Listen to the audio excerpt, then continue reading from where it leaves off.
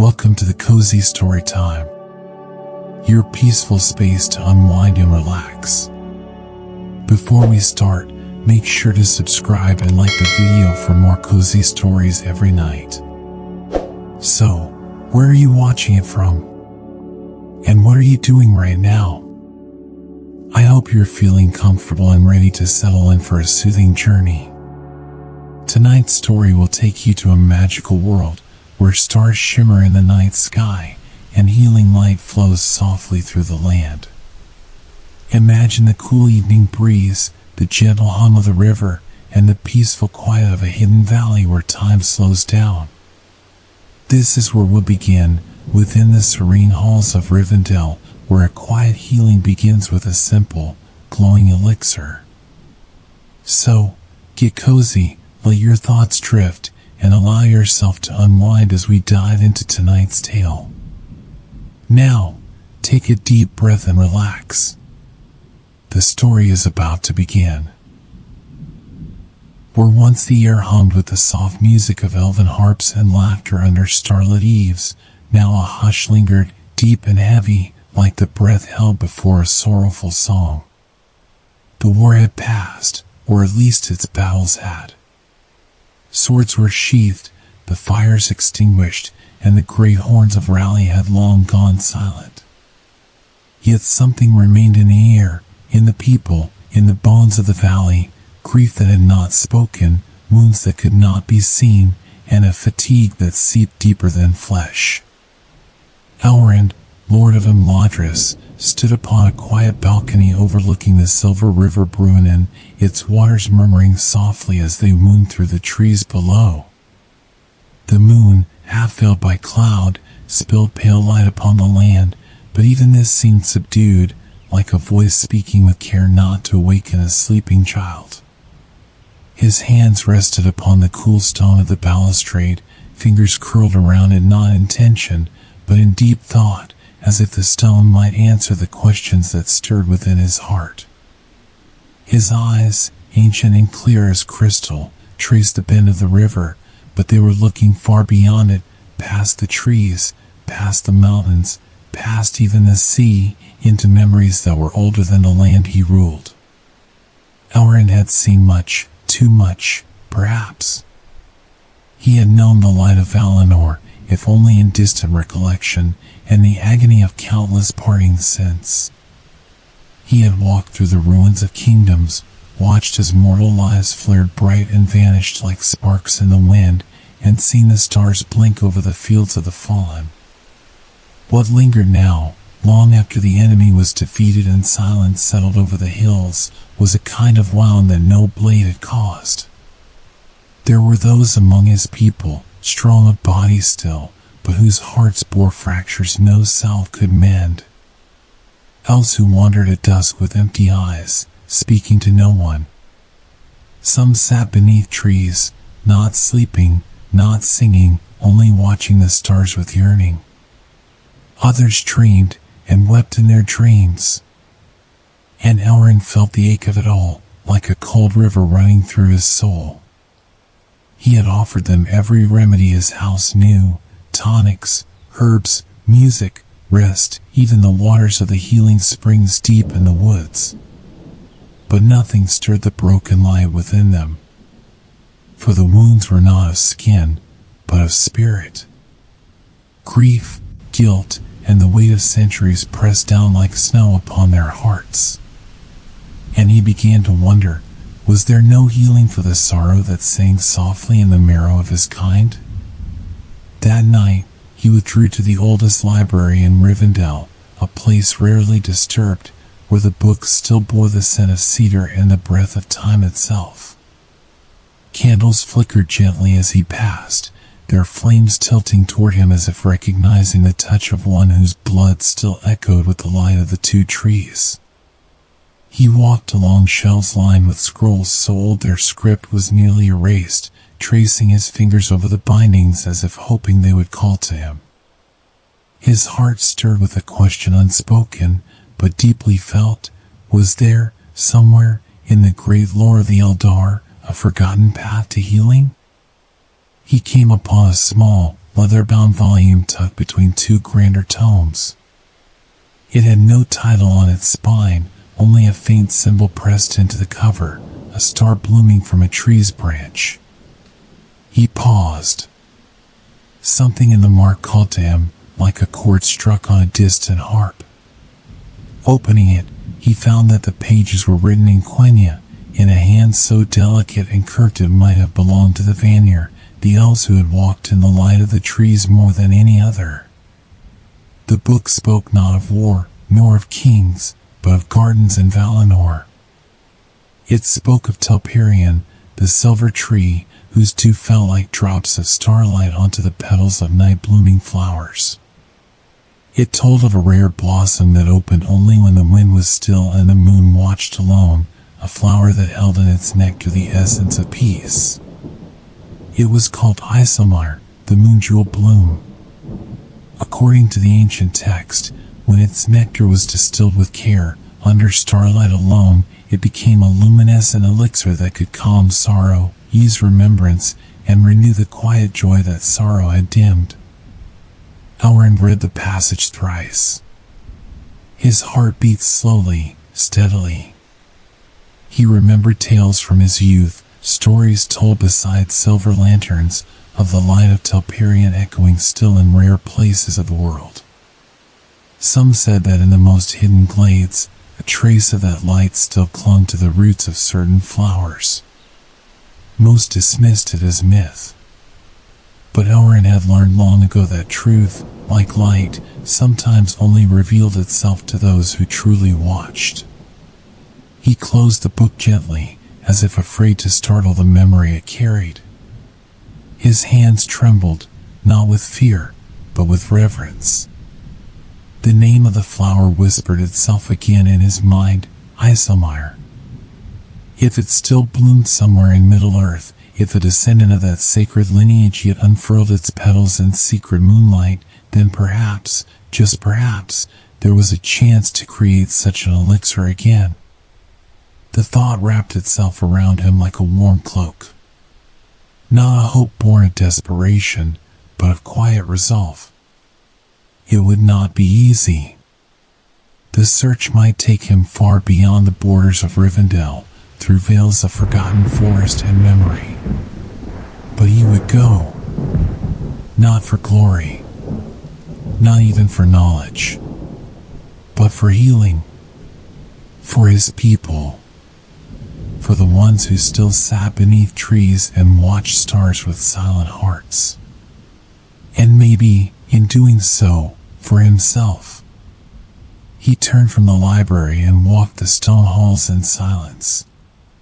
The moon had emerged fully now, casting long silver lines across the floor. Somewhere in the glade below, a nightingale sang, a soft, mournful tune that faded into stillness. He paused by a window, looking out over the sleeping valley. Yes, the wounds of war had passed from body to body, but the heart remembered. And it was the heart he sought now to mend, not with blade or counsel, but with light. With a memory older than sorrow. With the gift of something starlit and alive. As he stood there, the wind rose gently, brushing through the open arch like a sigh. The leaves stirred. Somewhere beyond the mountains, beyond the songs of this age, a flower waited, blooming only when no eyes watched. And Elrond, healer and lore-keeper, would seek it. The moon had already begun its descent when Elrond finally allowed himself rest. Though he had not left Rivendell's borders that night, his thoughts had traveled far, through memory, through story, through time itself. The leather-bound book still lay on the table beside his bed, closed now, but pulsing faintly in his mind like an echo. As he lay upon the smooth linens of his chamber, eyes closed but mind adrift, he felt not exhaustion, but a quiet readiness, as though something within him had stepped into motion for the first time in many years. The room around him fell silent. The breeze outside slowed, and the soft rustling of leaves became still. Even the river below, ever murmuring, seemed to pause, holding its breath with the rest of the world. In this moment of utter stillness, Elrond slipped beyond waking, not into a dream born of restless thoughts, but into a vision, deep and clear, like moonlight caught in a still pool. He stood, suddenly and surely, not in his chamber, but in a field of silver grass under a sky unlike any he had seen in centuries. Above him hung no sun and no stars, but a great canopy of silver light, diffuse, shifting gently, like clouds spun from moonlight. The air smelled of things long forgotten, the cool, earthy breath of ancient gardens, the faint sweetness of leaves kissed by starlight, and the pure, electric scent of magic older than memory. Before him rose a tree. No ordinary tree, this one. It towered into the sky with effortless grace, its bark glowing faintly with a hue between pearl and snow, its leaves shimmering like droplets of dew suspended midair. The light it gave off was not harsh or blinding but soft, enveloping, like the warmth of a hand on one's shoulder or the feeling of being remembered fondly. It was Telperion, the silver tree of Valinor. Elrond knew this with absolute certainty, not from its likeness in song or text, but from the way his soul responded to its presence, as though he had returned home after lifetime's wandering. He stepped closer, his feet making no sound upon the silver grass. The air around the tree shimmered faintly, and from its high branches hung flowers, delicate blooms that opened like stars. Their petals caught the tree's silver light and magnified it, glowing from within as though each held a tiny dawn. They pulsed gently, alive in a way few things in the waking world ever were. Elrond reached toward one of the flowers. His fingers passed through its glow, not plucking, not disturbing, but receiving something all the same. A memory? A blessing? He did not know. What he felt, as the light touched him, was peace. Not the peace of victory or the stillness of solitude, but the deep, enduring peace of wholeness, of a heart unbroken, a world unshattered. A voice, neither male nor female, neither loud nor soft, spoke, not into his ears, but into his very being. You seek the light that does not burn, the healing that does not fade. He nodded, silently.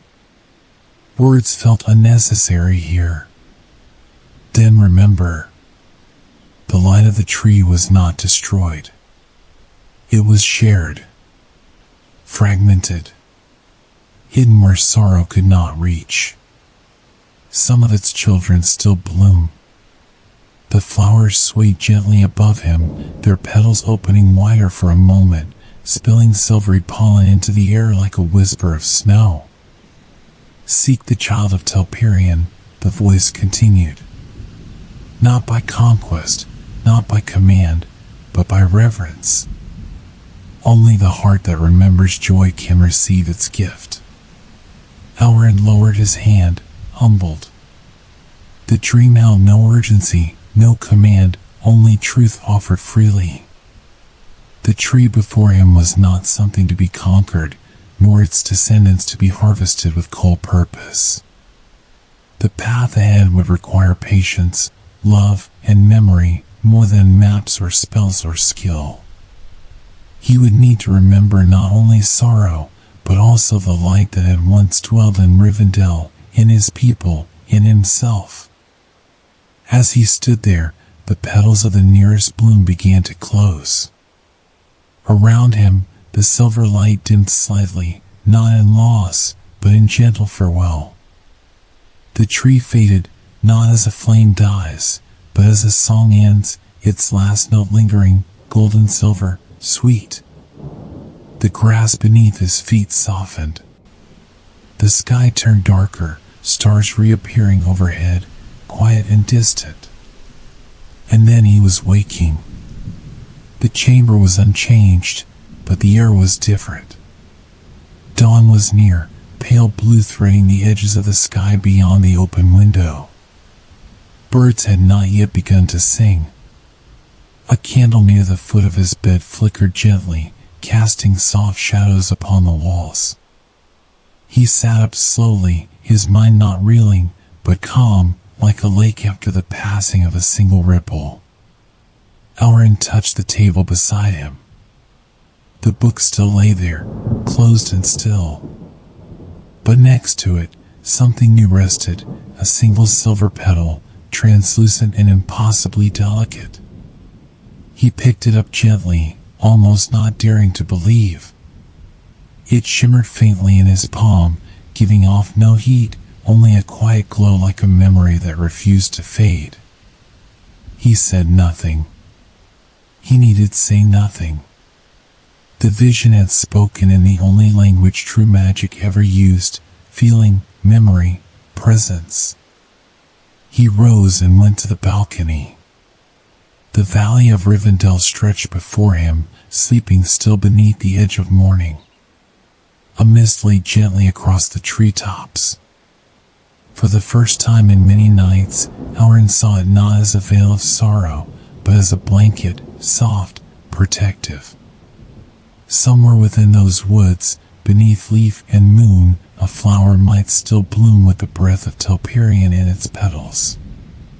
Somewhere, light waited, patient as stars, for those who still remembered it. He did not know where he would begin his search. That part of the vision had not been given to him. But he understood now that the path would not be drawn in ink, nor carved in stone. It would be felt, in moments of stillness, in places of old memory, in the unspoken connection between all things that had once known the light of the trees. As the first rays of morning slipped gently over the edge of the cliffs, Elrond closed his eyes and whispered a word he had not spoken in centuries. Isilmarr. He would find it.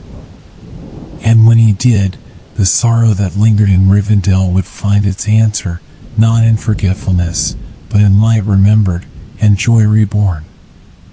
The morning following the dream arrived with a light mist still clinging to the treetops, reluctant to lift. Rivendell breathed quietly beneath the veil, and the stones of its high paths were damp with dew.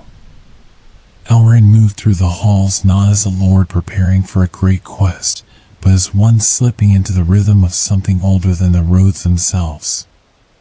He took no banners, raised no fanfare. Those who saw him thought perhaps he walked merely to reflect, as he often did. And in a sense, it was true. The silver petal from the dream now lay wrapped in cloth, stored in a small pouch upon his belt. It remained unchanged, cool to the touch, subtly aglow even beneath layers of silk. To others, it might have seemed a token of curiosity or beauty, but Elrond knew it for what it was, a whisper of guidance. A fragment of the vision made manifest. A promise. He carried with him only what was needed. A satchel of supplies, a small blade of elven steel, his healer's kit, and an ancient walking staff carved with runes from both Quenya and Sindarin. It had belonged to his father, Eärendil, long ago, before the sea had claimed him. Elrond had kept it close over the ages, though rarely used it. Now, it felt fitting. This journey was not one of war or lore gathering. It was one of memory and quiet faith. As the sun rose gently behind the cliffs, he passed beneath the high arch of Rivendell's eastern gate. None stopped him. None needed to. The guards simply bowed their heads, sensing perhaps, even without being told, that something sacred stirred in their lord's purpose. And so Elrond stepped beyond the bounds of his valley, following no charted trail, but rather the subtle tug of instinct and memory, the quiet guidance of dreams. The lands beyond Rivendell were not unfamiliar to him. In centuries past, he had walked these hills, listened to the rivers, even sung to the wind with passing birds. But time has a way of changing even what it does not move. The trees now seemed older, more watchful. The roots dug deeper. Silence settled differently in the air, not heavy, but expectant, like breath held before a long-forgotten name is spoken again. For 2 days, he traveled eastward, skirting the edges of known woodlands. He passed groves where deer stood still as statues, blinking slowly at his presence. Streams ran cool and clear, offering him drink and gentle music for his ears. At night, he camped beneath open sky, watching the stars in silence. He did not speak aloud, for it felt unnecessary. The world around him seemed to listen on its own.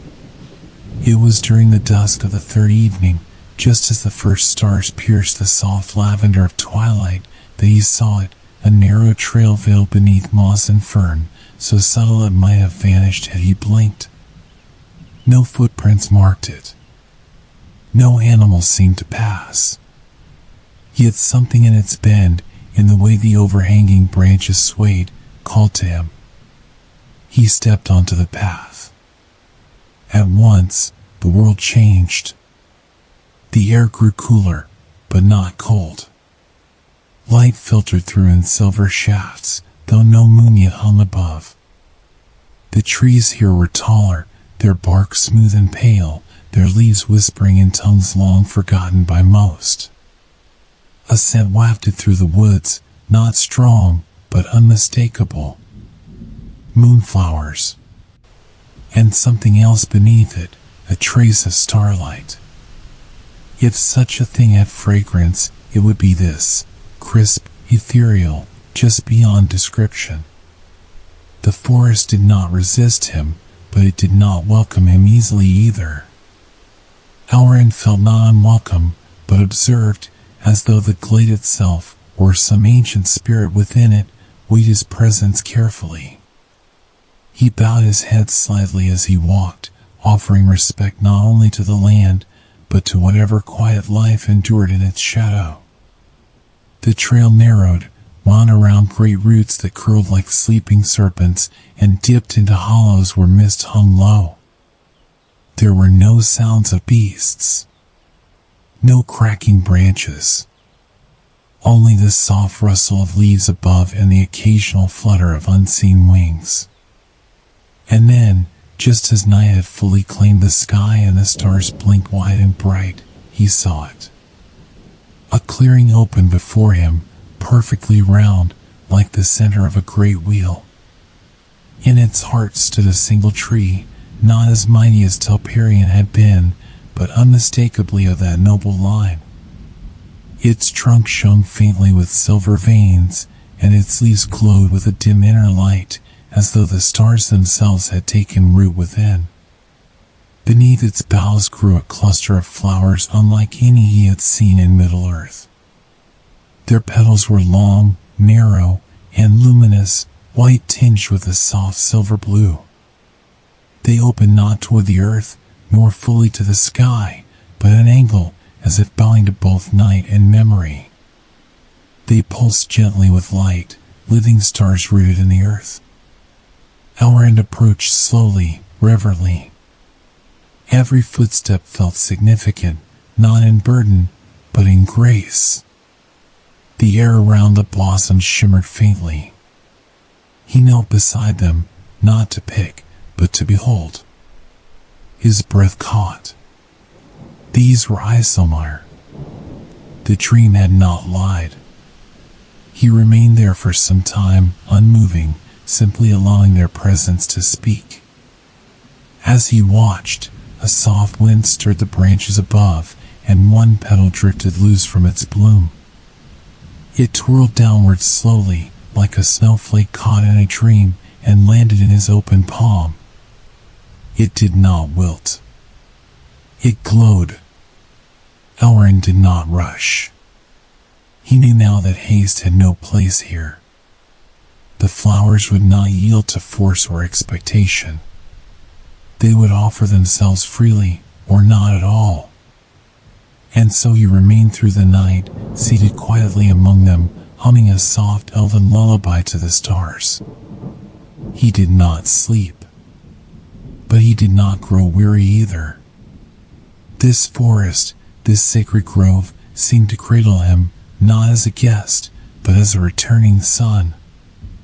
And in the hush of that timeless place, with petals gleaming softly in the night, Elrond knew that the journey had truly begun, not with the finding of the flowers, but with learning how to honor what they were. Not merely ingredients, but living memory. The silver light that bathed the hidden glade never quite faded with the rising sun. Though morning had come, its golden touch cresting the far hills beyond the forest canopy, the clearing remained suspended in its own time. Day and night met here as equals, weaving together light and shadow like threads in an eternal tapestry. And in the hush of that place, Elrond sat unmoving, his eyes on the glowing blossoms of the Islemire, the starlight flowers. He had not slept, nor had he needed to. The gentle light from the tree had seeped into him, softening his weariness like dew upon dry earth. He felt restored, though not yet changed. This healing was not of the body but of something older, something within the spirit that had waited centuries for the world to slow enough to remember. He rose slowly, careful not to disturb the earth around the blooms. The grove was not a garden. It was a sanctuary, untouched, unshaped by hands. Every leaf and root felt deliberate, as though placed by some rather than soil. And so Elrond moved with reverence, whispering in Quenya as he approached the base of the great silver-bark tree. "Lomelind," he said softly. "Night Singer."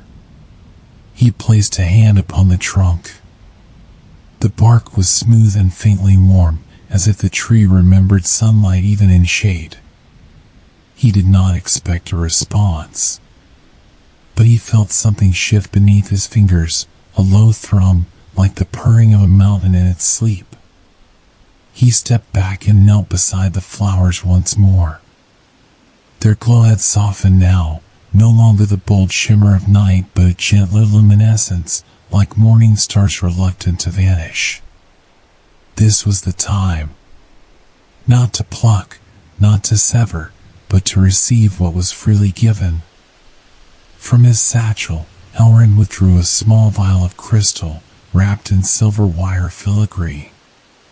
It had once held starlight water drawn from the mirror of Galadriel, long ago in the days before the War of the Ring.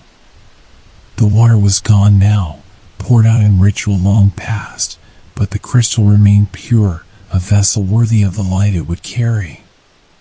He placed the vial on the ground and waited. Minutes passed. Perhaps more. Then, with no sound, one of the flowers closest to him stirred. Its petals opened wider, and a single droplet of luminous nectar welled at the center. It shimmered, not with color, but with memory, a depth that could not be seen, only felt. The droplet swelled, held in place for a breath, and then fell, not onto the ground, but directly into the vial. Elrond bowed his head. He did not reach for more. He did not ask. One drop was enough. A gift. The moment the droplet settled into the vial, the entire glade seemed to hum softly. The leaves above stirred in unison, and a warm breeze passed through the clearing, carrying the scent of stars and night-blooming herbs. Elrond closed the vial with care, sealing it with a thread of elven magic spoken in tones so quiet, even the trees seemed to lean in to hear. Telium Kala, Milmi Nava. Starlight endure, love be made. He wrapped the vial once more in its cloth and returned it to the pouch at his belt. For a moment, he sat in stillness, his hand resting gently on the pouch, not guarding it but honoring what lay within. The drop of Telperian's descendant was not merely an ingredient, it was a promise, a beacon for those lost in grief too heavy for words. The forest watched. He rose and began to walk the perimeter of the grove, observing each plant, each stone. He did not search for more flowers to harvest. He looked only to understand. The ecosystem around the Isomar was alive with quiet cooperation. Moon moss carpeted the bases of the trees, glistening faintly even in day. Pale fungi with soft glows clustered near the roots, feeding on shadow and feeding light in return. Tiny winged insects flitted from bloom to bloom, their wings catching silver glints like chips of glass. He knelt again beside a cluster of the glowing mushrooms and placed 2 fingers on the soil. "This is not an elixir to be created by hands alone," he murmured. "It must be woven from stillness, from listening." He stayed in the grove until the sun passed its zenith. The light in the clearing never dimmed, but it shifted, less silver now, more soft white, as though the essence of the tree responded to the hours like breath. When he finally turned to leave, he did not look back quickly. He walked the path slowly, retracing each step with care. At the edge of the clearing, he paused and placed a smooth river stone beside the trail, a silent gesture of respect, a marker not for others, but for the land itself. A small stone left as thanks. The forest let him pass again. Not in silence, but in music, birdsong returning to the higher branches, the trickle of water somewhere nearby, and the rustle of leaves stirred by voices older than speech. Elrond let the sounds wash over him, taking with him not only the light of the elixir to be, but the memory of a place where grief met grace. By dusk, he had reached a low ridge where he could see the edge of Rivendell far in the distance. Smoke curled from its chimneys like ribbons of gray silk, and the river below caught the twilight in soft reflections. He sat atop the ridge, removed the vial from its pouch, and held it to the fading sky. The droplet inside glowed faintly, unchanged. Yet Elrond felt the shift within himself. Not healed, perhaps, but opened. And that was enough for now. He drew out his journal, an old leather-bound book of empty vellum pages, and began to write. Not formulas, not incantations, but remembrances. Feelings. He described the glade, the way the bark of the tree felt under his fingers, the soft sound of the petal falling. He knew that the true making of the elixir would depend not only on what he had gathered, but on the intention that shaped it. As the first stars blinked into view, he looked up and whispered, "May this light heal what the world has forgotten to mourn." The wind stirred gently, and far off in the forest, a faint glow lingered. The memory of the tree. Watching. Waiting. Elrond closed the journal, stood, and began the journey home. The way back to Rivendell felt different than the journey outward. Though the path was familiar, the very air seemed to greet him with a hush, as if the land itself had sensed the reverent task he now bore. The forest no longer observed him with cautious curiosity, it merely accompanied him, like an old friend walking beside him in silence. Elrond traveled without haste. Each step felt unburdened, as though the vial at his side offered not only healing for others, but a lightness of spirit that had eluded him for many years. Even his dreams, when he paused to rest, had changed. Gone were the heavy echoes of sorrow and war. Now he dreamed only of still waters, of leaves falling gently from trees, of his brother Elrond smiling beside him in their youth before the choosing of fates divided them. By the fourth evening, the cliffs of Imladris rose once more before him. Rivendell, cradled in its secret valley, shimmered with lantern light and starlit pools. As he passed through the outer paths and across the narrow stone bridge that spanned the waterfall, a familiar voice greeted him. "Long have your footsteps been missed, my lord," said Linder, one of the eldest stewards of the house. Elrond smiled softly, the corners of his eyes crinkling. "And yet time moved gently in my absence, I trust." "As gently as ever it can," Linder replied. "The herbs are tended, the scrolls remain in their shelves, though Estel has taken to feeding the ravens sweetbread when the kitchen turns away." That earned a quiet chuckle from Elrond. "Then it is good I've returned. Someone must restore the balance between bread and feather." He offered no explanation for where he had gone.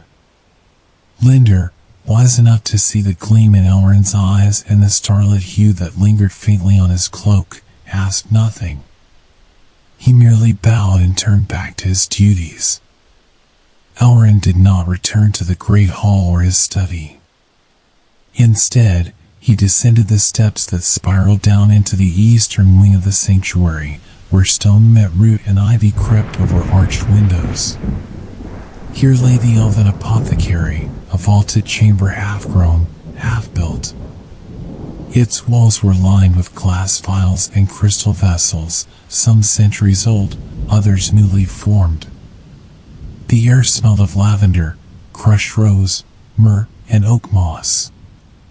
He paused at the threshold, breathing it in. This was his true work, not only as lord or healer, but as keeper of memory through medicine. The art of apothecary was, for the elves, more than mixing plants and powders. It was an alchemy of soul. Each remedy carried intent, each tincture a quiet song. He entered the room, locking the door behind him. He would not be disturbed. By candlelight, he unwrapped the cloth pouch and set the vial upon a polished stone table at the room's center. The single drop of Isomar nectar still shimmered, unchanged by the passage of days or distance. Elrond stood in silence, hands clasped before him. His thoughts drifted, not in distraction, but in remembrance. He thought of Celebrian, his beloved, whose pain had never fully left her after her torment. He thought of the weary soldiers who returned from war with smiles but broken hearts. He thought of Arwen's silent gaze as she chose mortality for love. These wounds, though invisible, were no less real than any arrow or blade. And so he began. The ritual was not one of haste. The work required not only precision but reverence. He lit a small brazier at the edge of the room and added crushed moonflower, dried sage, and 2 sprigs of starlit rosemary, grown only beneath the full moon. The smoke rose slowly, fragrant and pale, curling like a silver ribbon. It carried his intentions upward, a silent offering to the Vala. Next, he drew out a clear basin carved from a single piece of white crystal, gifted long ago by Galadriel herself. Into it, he poured water drawn from the spring of Nimrodel, water that never staled, ever pure. With the gentlest of motions, he uncorked the vial and let the single drop of Telperian's nectar fall into the basin. It did not splash. It did not dissolve. Instead, it expanded softly, like a sunburst under ice, sending tendrils of light through the water. The room grew momentarily brighter, as though a star had been born within the crystal bowl. Elrond watched in awe, though not surprise. The magic was ancient, but familiar. He placed his hands around the basin, not to manipulate, but to guide. Slowly, with closed eyes, he began to hum. The melody was not of any recent composition. It was one he had learned as a child in the Havens, a lullaby sung by the Teleri when the sea was calm. As he hummed, the light in the basin began to swirl, not violently, but in rhythm with the song. The essence of the nectar was awakening. Elrond opened his eyes and whispered in Quenya, "Let sorrow soften. Let grief remember its name and be lessened by it." The water took on a new hue, not just silver, but layered, pale blue like morning mist, faint gold like leaves in autumn. He reached for a sliver of crystal, the extractor, and carefully siphoned a portion of the now changed liquid into a new vial etched with the rune for hope. This would be the base for the elixir. But it was not finished. He stepped back and moved to the far shelf, retrieving 3 more ingredients. First, powdered petal of the Urlote, star bloom, picked from the cliffs of Dol Amroth. Second, a tincture of healing made from crushed moringa root, known to draw pain from deep muscle and bone. And third, a whisperleaf shard, so fine it could almost be mistaken for glass, known for calming thoughts and memories. These were added one by one, and each time Elrond spoke a blessing, not in command but in invitation. The potion welcomed them, drawing each into its gleaming heart. As he worked, he thought again of his purpose. This was not to cure despair entirely, such things were not easily done, but to offer light in the moments where all seemed lost. A balm not only for physical wounds, but for the aching quiet that lingered in the soul's shadow. By midnight, the final blend shimmered in a tall, narrow flask. Elrond held it up to the starlight streaming through the apothecary's domed glass ceiling.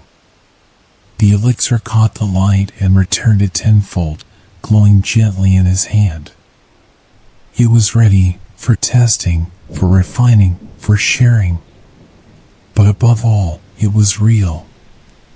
And in that quiet hour, standing alone with the stars and a single bottle of starlight-born healing, Elrond whispered, "Let the hearts of the wounded know they are not alone." He set the elixir in a place of honor, then sat beside it in silence, watching the light within dance, like memory brought to peace. The silence of Rivendell was a gentle thing.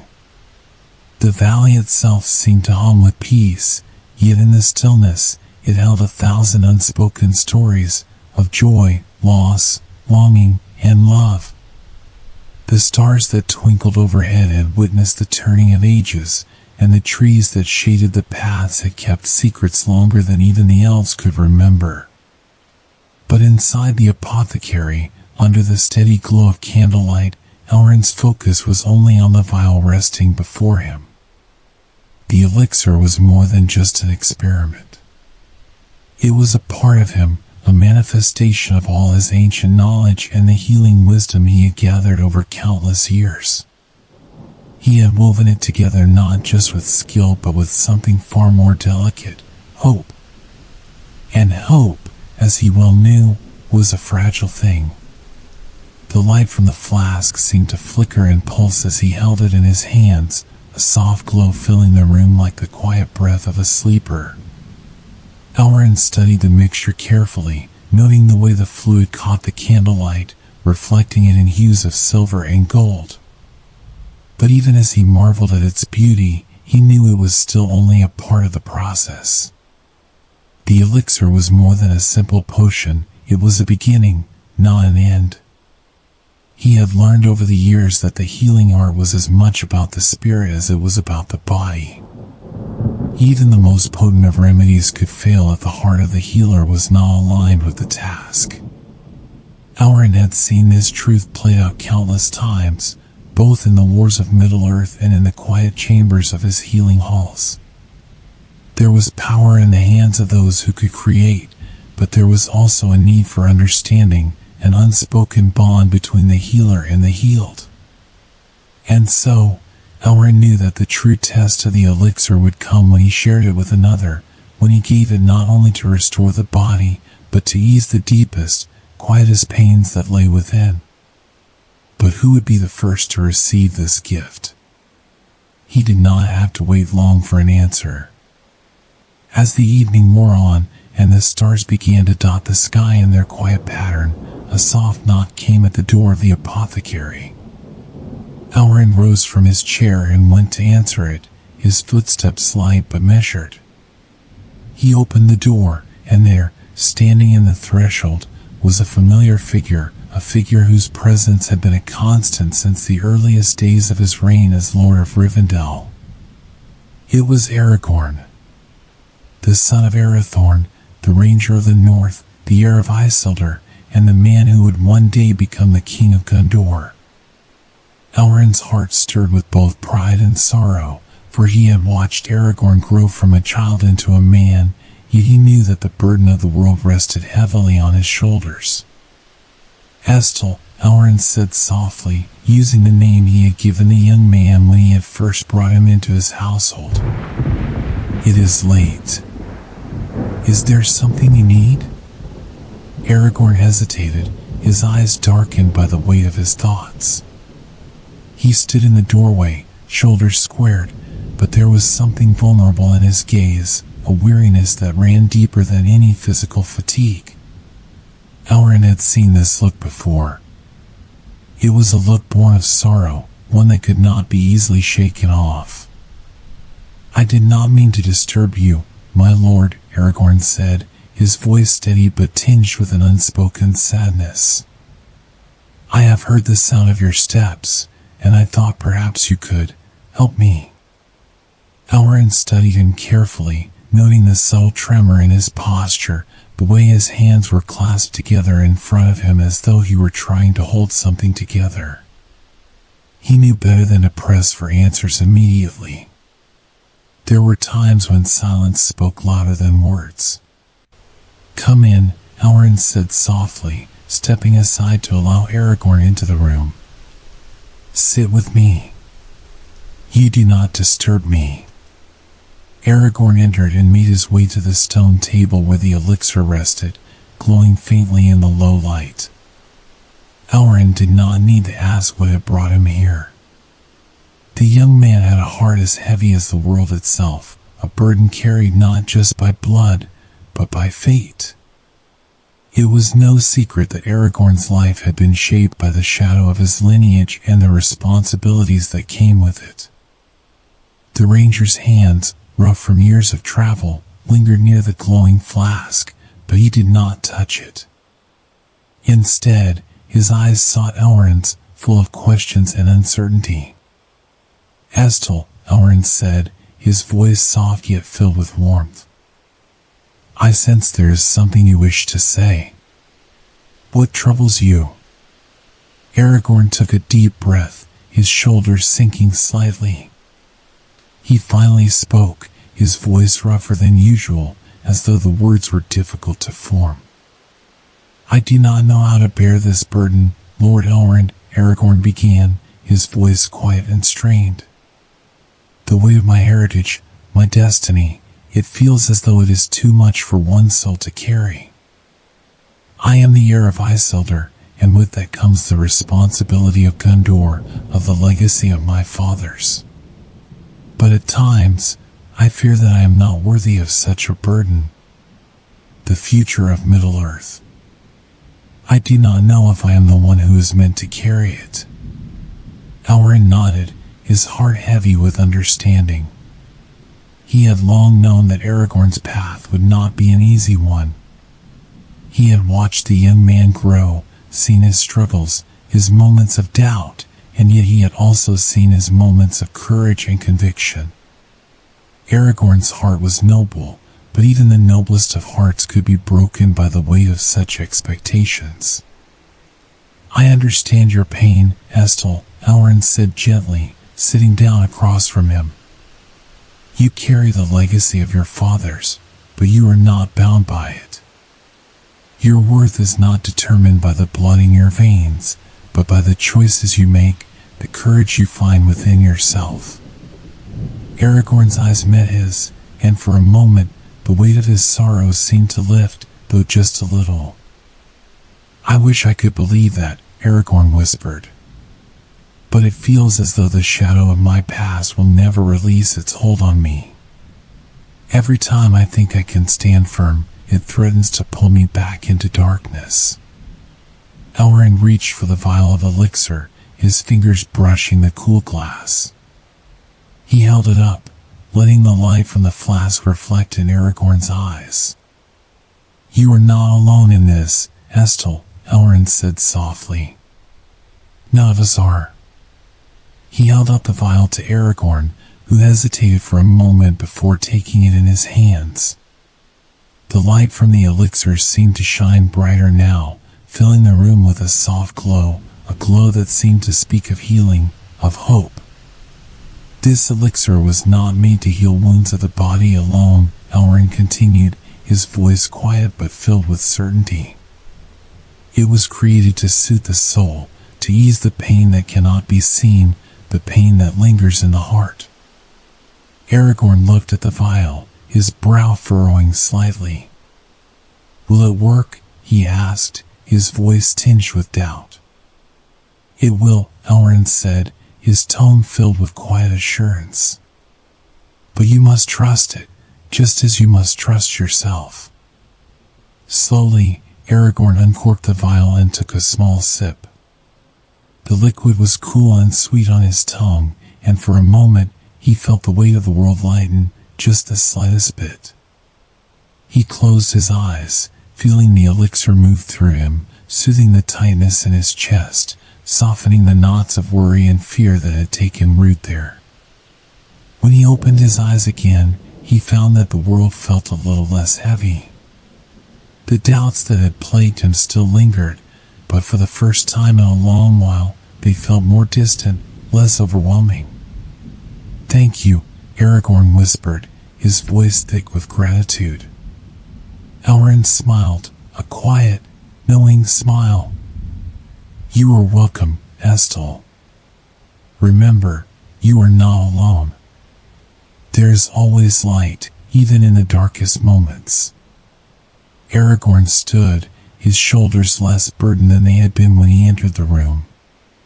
He nodded to Elrond before turning to leave. And though he did not say a word as he departed, Elrond knew that the journey for both of them had only just begun. The days that followed Aragorn's visit were marked by a gentle change in the rhythm of Rivendell. The valley, known for its tranquil beauty and peace, now seemed to carry an air of something more, a subtle shift in the way its people moved through the world, as though something ancient and unseen had stirred beneath the surface. Elrond noticed it first in the smallest of ways. The children of Rivendell, those who were not yet bound by the shadow of duty, appeared to be more playful than usual. Their laughter echoed in the gardens, and the lightness in their steps seemed to carry an unseen joy. The once somber faces of the healers in the halls appeared less burdened, as if a weight had been lifted from their shoulders, though they could not name the source. Even the trees, always full of life and wisdom, seemed to whisper a little more merrily in the breeze, their leaves rustling with a gentle joy. Elrond himself felt it, too. A quiet peace settled in his heart, a feeling he had not known in many years. It was not that he had forgotten the weight of his own past or the burdens of leadership, but the act of creating the elixir had touched something deep within him. It had rekindled the old wisdom that had long been buried under layers of loss and responsibility. The Starlight Elixir, though still untested by many, had begun to weave its subtle magic throughout the valley, changing the way those who had tasted it viewed the world. Its effects were gentle yet profound, like the first rays of sunlight piercing through the heavy clouds after a long storm. It was not an overwhelming change, but rather a quiet transformation, one that could be felt more than seen. As he continued his work in the apothecary, Elrond spent more time perfecting the mixture, experimenting with the balance of ingredients. He was careful, always meticulous, for he understood the responsibility that came with creating something so potent. Yet as the days passed, he felt an increasing certainty that the elixir was indeed as it was meant to be, a balm not only for the body, but for the soul. The vial he had given Aragorn now rested in a place of honor on the shelf, the faint glow within it a constant reminder of the promise he had made, that light would always be available, even in the darkest moments. But Elrond was not content to stop with just one vial. He had seen what it had done for Aragorn, the way it had eased the ranger's sorrow, if only for a short time. And though Elrond knew that no single elixir could heal the weight of a life lived in shadows, he also understood the power of small, quiet changes. One step at a time. As the days turned into weeks, Elrond began to administer the elixir to others. It was never forced. He never offered it without first sensing the need, the silent plea for something more.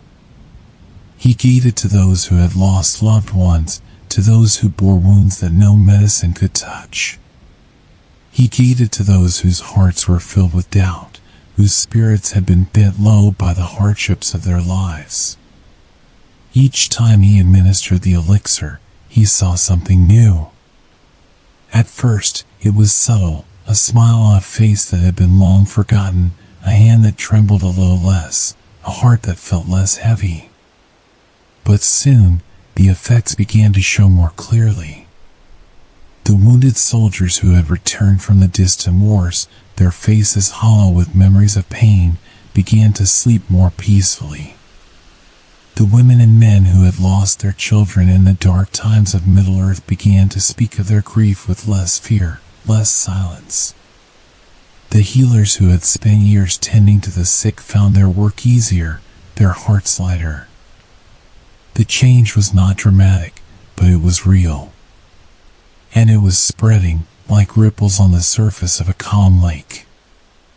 One evening, as the last rays of the sun dipped below the horizon, Elrond stood at the window of his study, gazing out over the valley. The stars were beginning to appear, their silver light twinkling softly against the deepening blue of the sky.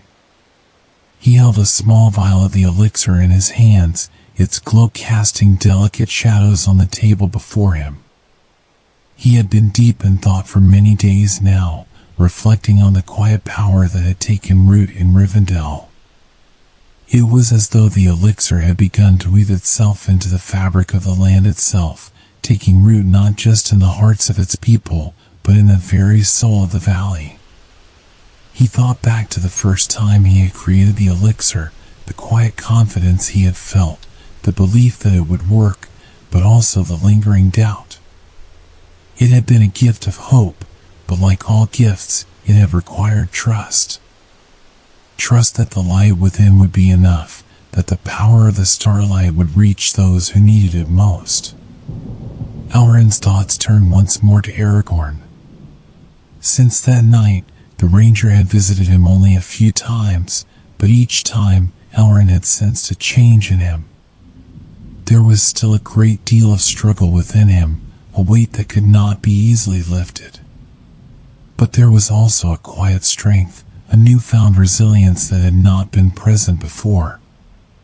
Aragorn, though still burdened by his destiny, was no longer the same man who had first come to Rivendell as a child. He had grown, and the elixir had played a small but significant role in that growth. As Elrond stood at the window, watching the stars slowly fill the sky, he felt the weight of his own responsibilities return. The road ahead would be difficult. There would be more suffering, more loss. The shadow of Sauron still loomed over Middle Earth, and the fate of many would be determined by the choices of a few. But in that quiet moment, as the light from the elixir danced across the table before him, Elrond found a renewed sense of purpose.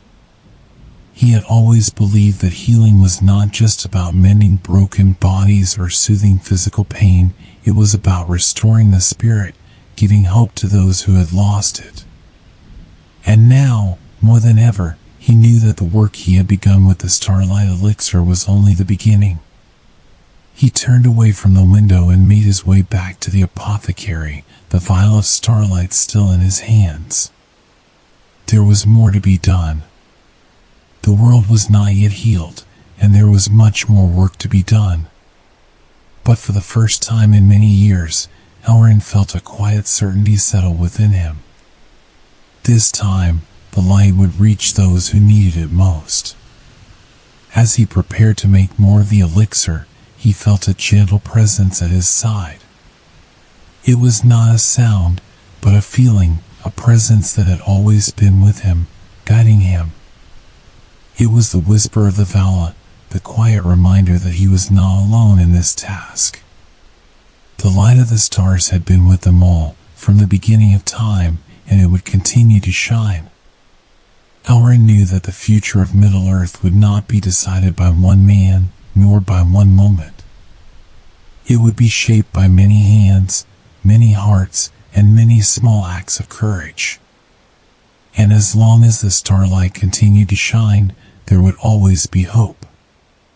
And so, with a renewed sense of purpose, Elrond set to work once more. The stars were watching, and the healing was only just beginning. The night had fallen deep over Rivendell, and the valley was bathed in the soft light of the stars. The cool breeze of the evening whispered through the trees, and the sounds of the flowing river were steady and calming. Within the stone walls of the apothecary, however, there was a different kind of quiet. It was a stillness that carried weight, a peaceful yet profound silence that was both the end of one journey and the beginning of another. Elrond stood by the large stone window, his gaze fixed on the heavens above. The stars were brighter tonight, their light seeming to shimmer with an almost ethereal brilliance. It was as if the heavens themselves were watching over him, acknowledging the quiet work he had done in the heart of Rivendell. He had never expected the creation of the Starlight Elixir to be anything more than a simple experiment, a way to bring some comfort to those whose wounds could not be healed by ordinary means.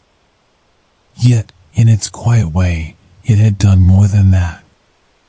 The elixir had not only soothed physical pain, but it had also touched the deepest corners of the hearts it had been given to. Over the weeks and months since he had first administered the elixir, Elrond had seen remarkable changes.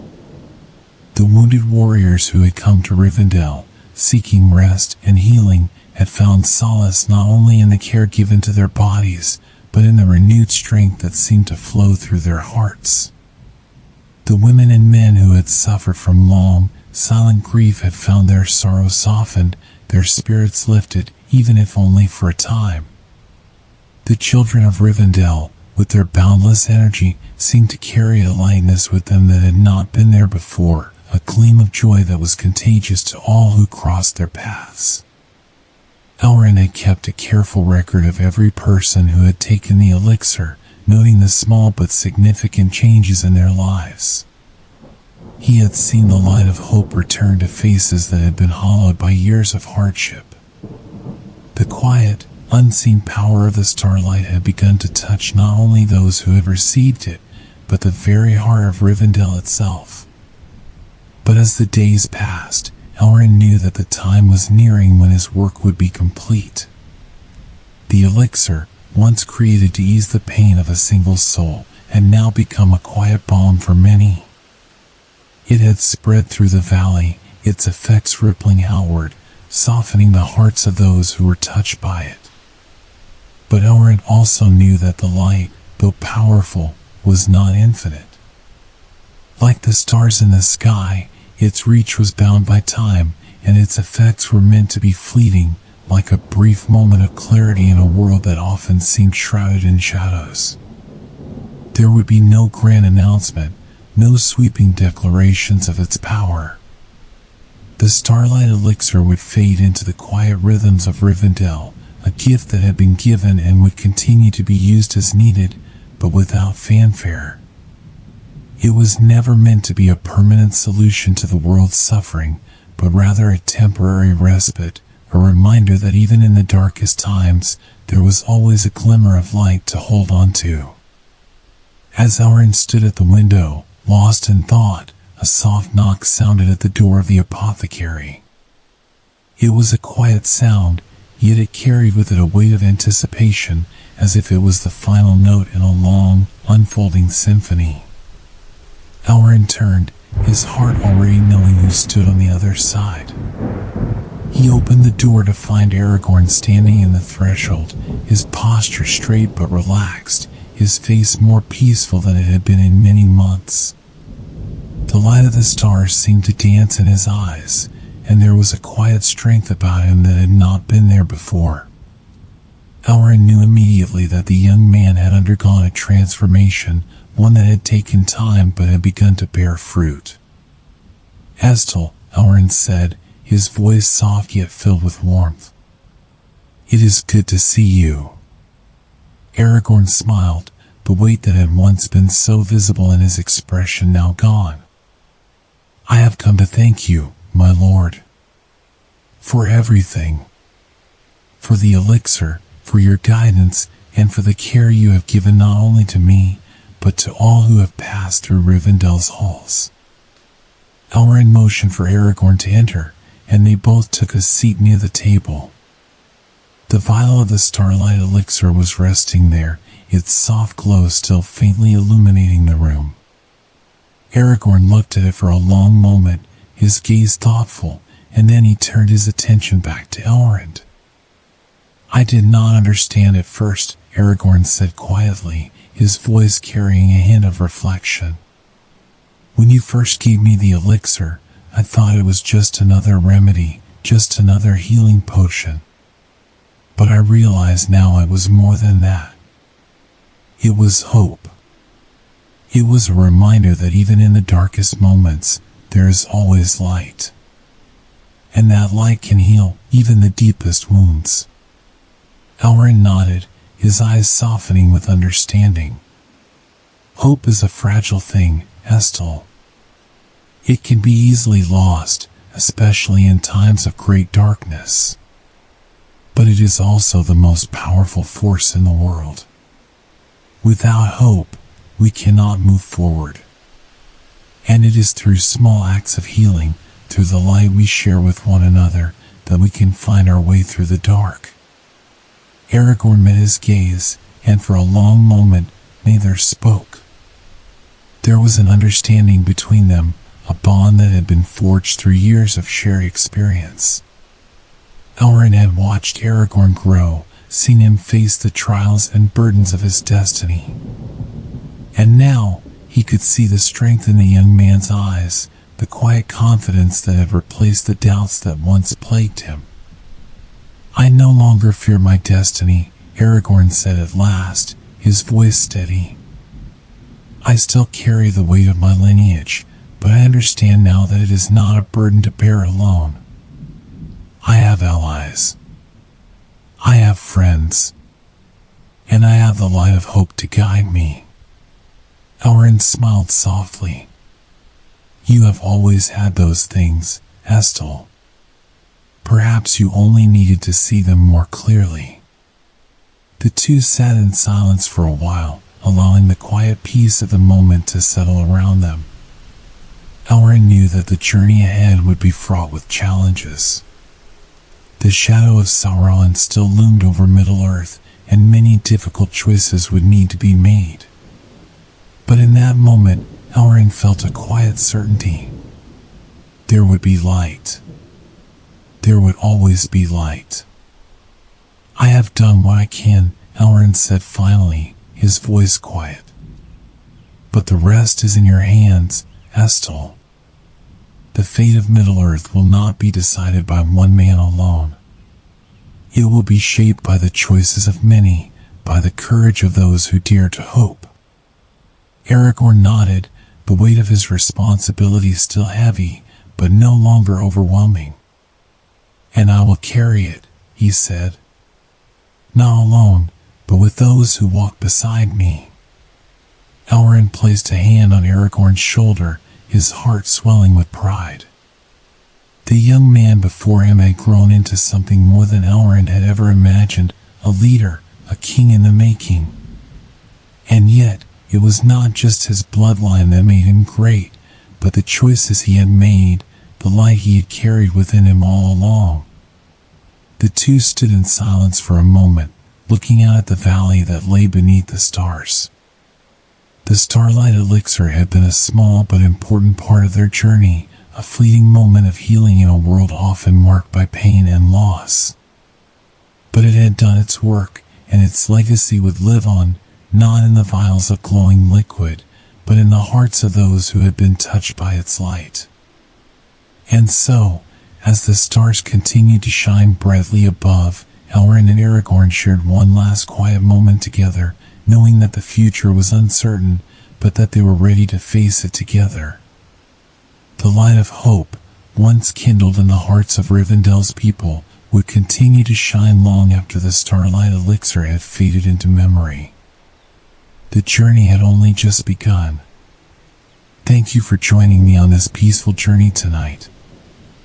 I hope the story of Elrond and the Starlight Elixir has brought you a sense of calm and tranquility. As the night settles in and the stars above shine softly, let their quiet light guide you into a restful sleep.